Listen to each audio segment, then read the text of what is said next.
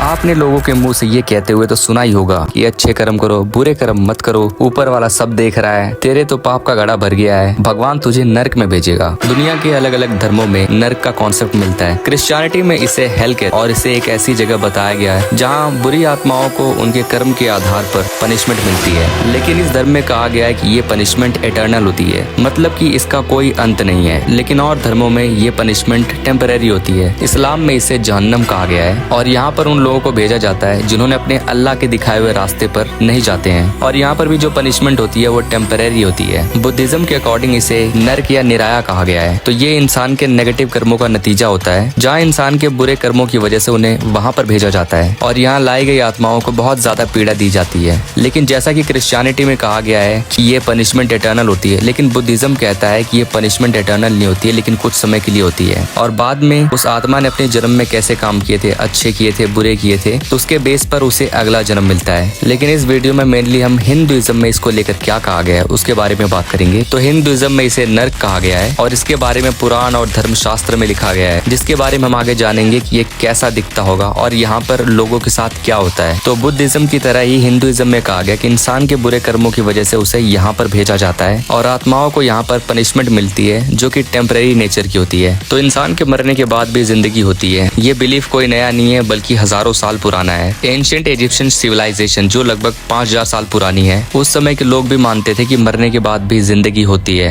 और तुमने शायद टीवी या कार्टून्स में ये देखा होगा कि जिसमें किसी इंसान के मरने के बाद उसकी बॉडी पर कई सारी चीजें लगाई जाती थी और बाद में उसे कपड़े में लपेटकर बंद कर दिया जाता था ताकि उसकी जो लाश है वो खराब ना हो। और तुमने शायद हॉरर मूवीज में देखा होगा कि कैसे ये कपड़े में लपेटी हुई लाश जिंदा हो जाती है, जिसे मम्मी कहते हैं, क्योंकि उस टाइम पर लोग मानते थे कि आत्मा नहीं मरती है और बाद में उस आत्मा को उस बॉडी की जरूरत पड़ेगी, इसलिए उस इंसान की बॉडी को बहुत ज्यादा संभाल कर रखा जाता था। लेकिन इजिप्शियन सिविलाइजेशन स्पेसिफिकली नर्क जैसी कोई चीज एग्जिस्ट करती है या नहीं करती है उस पर बात नहीं करती, पर उनका ये बिलीफ था कि मरने के बाद जिंदगी होती है। तो नर्क दिखता कैसा होगा और नर्क कहाँ पर है, इसके बारे में कई सारे पुराणों में लिखा गया है। भागवत पुराण कहता है कि नर्क धरती के नीचे है। तो इस टेक्स्ट के अकॉर्डिंग 7 लोक जिसे पाताल लोक भी कहते हैं और एक बहुत बड़े समुद्र की बात की गई है जिसका नाम गर्भदका है और ये समुद्र ब्रह्मांड के बहुत ज्यादा नीचे है और इन दोनों जगहों के बीच में है नर्क। और कहा गया है कि यमराज अपने असिस्टेंट के साथ रहते हैं और देवी भागवत पुराण में ब्रह्मांड के दक्षिण दिशा और धरती के नीचे लेकिन पाताल लोक के ऊपर बताया गया है। इसके अलावा विष्णु पुराण में नर्क को बहुत ही गहरे पानी के नीचे बताया गया है। तो मोस्टली जितने भी हिंदू एपिक्स और पुराण हैं तो ये बताते हैं कि जो पाताल लोक है वो धरती के नीचे लोकेटेड है। तो जो नर्क की संख्या है अलग अलग टेक्स्ट में अलग अलग बताई गई है। कुछ में ये बताया गया किसी संख्या 28 है, किसी टेक्स्ट में ये बताया गया किसी संख्या 4 है। और जो जितने ही बुरे कर्म करता है उसे उतनी ही बुरी कंडीशन वाले नर्क में भेजा जाता है। तो मैं आपको इसमें कुछ नर्क के बारे में बताऊंगा और ये भी बताऊंगा कि वहाँ पर भेजने का कारण क्या होता है। उन्हीं में से एक का नाम है तमिश्रा और यहाँ पर उन लोगों को लाया जाता है जिन्होंने चोरी की हो। और इस नर्क में एकदम कम्प्लीटली डार्कनेस होती है और यहाँ पर लाई जाने वाली आत्माओं के लिए ये एक तरीके का मेंटल टॉर्चर होता है और अंधेरे को इंसान की इग्नोरेंस के रूप में दिखाया जाता है। और उसी नर्क का एक एक्सटेंडेड फॉर्म है जिसका नाम है अंध तमिश्रा